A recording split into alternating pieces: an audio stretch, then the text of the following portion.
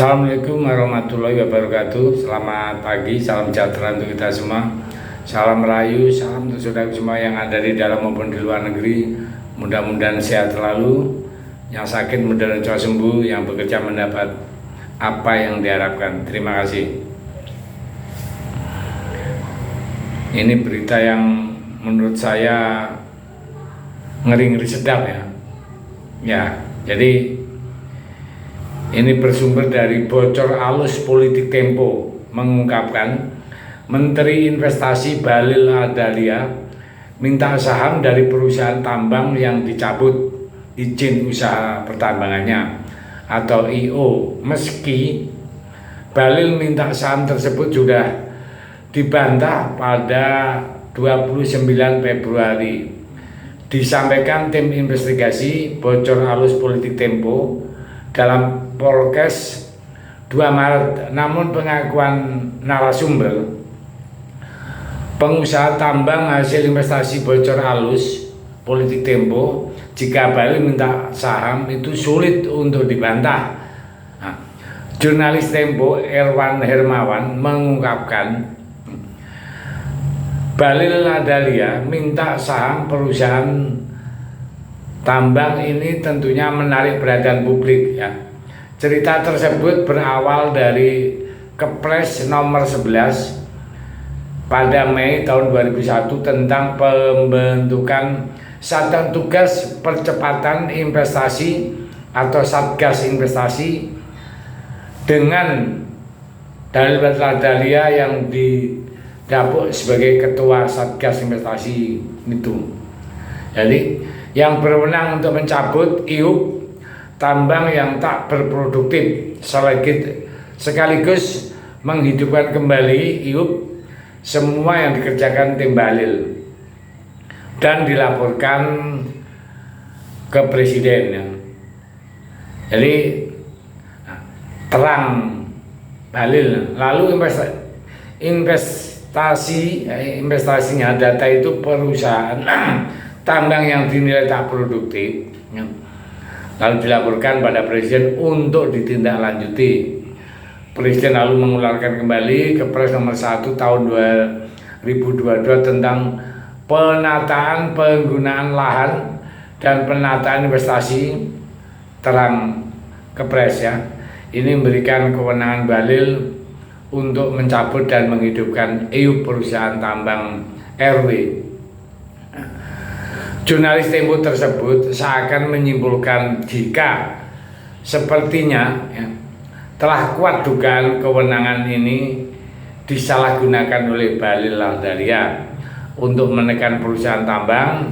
Soal status itu dengan imbalan saham perusahaan investasi dan jurnalis Tempo R1 yang dilakukan bersama Greenpeace Indonesia menyebut dari 45 IUP yang dicabut, kemudian sekitar 40 IUP dihidupkan kembali.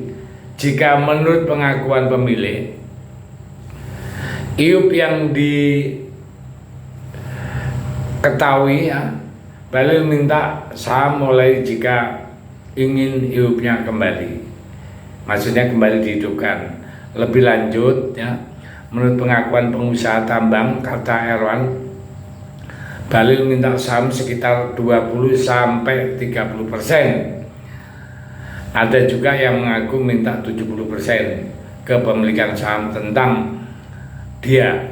Bahlil termasuk menteri yang memiliki banyak perusahaan tambang di Indonesia, termasuk di Kabupaten Konawe, Sulawesi Tenggara yang dikelola PT Papua Bersama Unggul.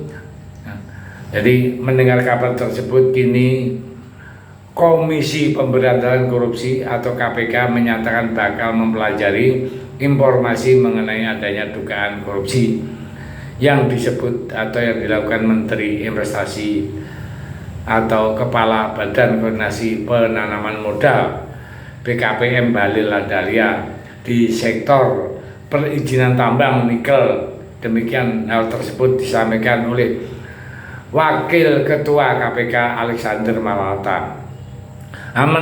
Menanggapi desakan dari anggota Komisi 7 DPR RI dari fraksi Partai Keadilan Sejahtera atau PKS, ya, agar KPK memeriksa Bahlil. Adapun Bahlil disebut diduga menyalahgunakan wewenangnya untuk mencabut dan mengaktifkan kembali sejumlah izin usaha pertambangan atau IUP dan hak guna usaha atau HGU dengan permintaan uang senilai miliaran rupiah. Untuk menunjukkan korupsi tersebut, Alexander menyatakan bahwa pihaknya akan meminta klarifikasi dari sejumlah pihak yang disebut atau mengetahui atau diduga terlibat perizinan tambang nikel itu. Tidak hanya itu, bekas hakim pengadilan tindak pidana korupsi atau tipikor itu juga menyatakan bahwa pihaknya bakal berkoordinasi dengan kementerian yang dipimpin oleh Bahlil tersebut. Sementara dalam keterangan resminya, Mulyanto mengatakan bahwa Bahlil diduga menyalahgunakan wewenang sebagai Kepala Satuan Tugas Penataan Penggunaan Lahan dan Penataan Investasi. Menurut Mulyanto, Bahlil mencabut dan menerbitkan kembali IUP dan HGU perkebunan kelapa sawit dengan imbalan miliaran rupiah maupun penyertaan saham di tiap-tiap perusahaan. Karena itu Mulyanto lantas meminta KPK untuk meminta Bahlil itu segera diperiksa. Wah, ini betul-betul berita yang cukup menghebohkan dan bikin panas dingin juga di bagian istana. Karena apa? Karena Bahlil ada salah satu menteri yang sangat vokal di dalam kampanye kemarin. Jadi ini betul-betul akan membuka ya, bukit es yang selama ini tertutup, atau bahasanya yang keren adalah kotak Pandora akan meleleh.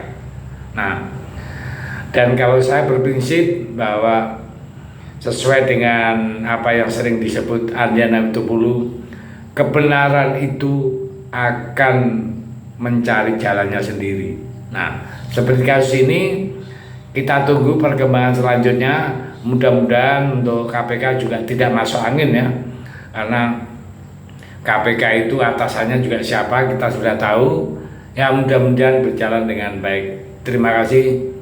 Merdeka.